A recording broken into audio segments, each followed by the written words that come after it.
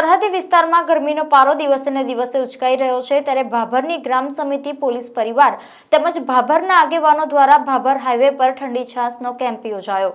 રાહદારી વિસ્તારમાં ગરમીનો પારો દિવસે ને દિવસે ઉચકાઈ રહ્યો છે, જેને લઈ ગરમીનો પ્રકોપ વધી ગયો છે। ભાભર વિસ્તારમાં છેલ્લા 5 દિવસથી 40 થી 45 ડિગ્રી તાપમાનમાં લોકો સેકાઈ રહ્યા છે।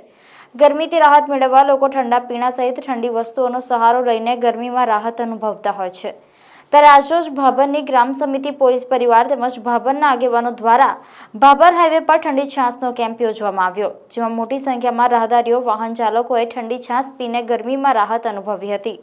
છાસ વિતરણમાં પૂર્વ પાલિકા હરિભાઈ આચાર્ય, લાલજીભાઈ ઠક્કર, પ્રમુખ બલુભા રાઠોડ, ચીનુભા રાઠોડ, વિક્રમસિંહ રાઠોડ સહિત આગેવાનો તેમજ ભાભર મામલતદાર સાહેબ, પોલીસ સ્ટાફ પણ હાજર રહ્યો હતો।